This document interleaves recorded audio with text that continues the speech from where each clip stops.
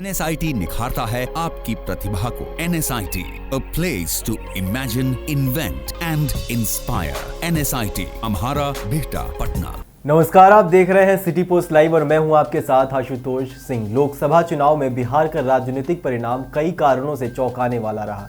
पहला, किसी को इस बात का अंदाजा नहीं था कि पूरा विपक्ष मात्र एक सीट पर ही सिमट जाएगा। लेकिन सबसे ज्यादा चौंकाने वाली बात ये रही कि दो दल भाजपा और लोक जनशक्ति पार्टी का 100% का स्ट्राइक रेट, मतलब जिन सीटों से भाजपा और लोक जनशक्ति पार्टी के उम्मीदवार खड़े हुए उन्होंने जीत हासिल की। लेकिन नीतीश कुमार की पार्टी जनता दल यूनाइटेड, जिसने 17 में से 16 सीटें जीती, उसमें कुछ सीटें ऐसी रही जिन्हें जीतकर जेडीयू ने बिहार की राजनीति का भूगोल ही बदल दिया। आइए जानते हैं ये सीटें कौन कौन सी थी और वहां क्या ऐसी खास बात हुई। इसमें पहला आता है कटिहार लोकसभा सीट। इस सीट से जनता दल यूनाइटेड के टिकट पर डॉक्टर दुलार चंद्र गोस्वामी करीब 60,000 के अंतर से कांग्रेस पार्टी के तारिक अनवर को हराया।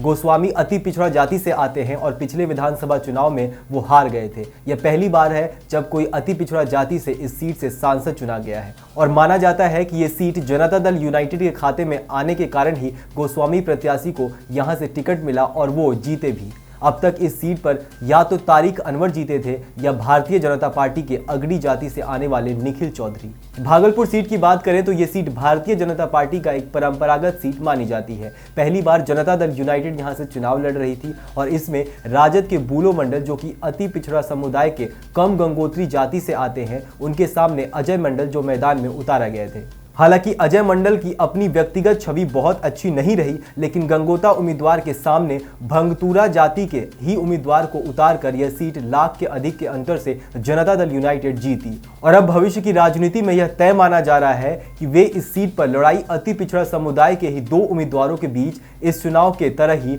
होगा। इसके पहले इस सीट से भारतीय जनता पार्टी के टिकट पर शहनवाज हुसैन चुनाव जीते थे, या जनता दल या राजद के टिकट पर चुनचुन यादव। जहानाबाद सीट पर एक नजर डालें तो इस सीट का राजनीतिक इतिहास बृहस्पतिवार को चुनाव परिणाम के पहले ये रहा था कि जीतने वाला उम्मीदवार या तो यादव जाति से होता था या फिर भूमिहार जाति से। लेकिन नीतीश कुमार ने इस चुनाव में अति पिछड़ी जाति के चंद्रेश्वर प्रसाद चंद्रवंशी को मैदान में उतारकर एक तरह से नई रेखा खींच दी। चंद्रवंशी मात्र कुछ हजार वोटों से ही चुनाव तो जीत गए, लेकिन उनकी जाति सुनिश्चित करने में नीतीश कुमार को काफी मशक्कत करनी पड़ी और उन्हें इस बात का बार बार आभास दिलाया गया कि उनके इस निर्णय से भूमिहार जाति के मतदाताओं में काफी रोष है। अब यह देखना दिलचस्प होगा कि नीतीश कुमार जीत के बाद अब इस सीट पर अपने नए राजनीतिक एक्सपेरिमेंट को बरकरार रखते हैं या फिर पुराने ढर्रे पर किसी अगड़ी जाति के उम्मीदवार को मौका देते हैं। सीतामढ़ी सीट की बात की जाए तो इस सीट पर चुनाव के बीच में ही नीतीश कुमार को अपना प्रत्याशी बदलना पड़ा। उन्होंने भाजपा के पूर्व विधायक सुनील पिंटू, जो कि वैश्य समाज से आते हैं, उन्हें टिकट दिया और पिंटू 2.5 लाख वोटों से चुनाव जीत गए। इस सीट पर भी पिछले लोकसभा तक दल कोई भी हो, लेकिन विजेता यादव दल जाति का ही होता था। लेकिन 2014 में राष्ट्रीय लोक समता पार्टी के टिकट पर राम कुमार शर्मा यहां से चुनाव जीते थे। देश और दुनिया की ऐसी ही दिलचस्प खबरों के लिए आप बने रहिए सिटी पोस्ट लाइव पर। नमस्कार। 22 वर्षों का विश्वास, 10,000 से ज्यादा डॉक्टर्स, गोल नेशंस लीडिंग इंस्टीट्यूट।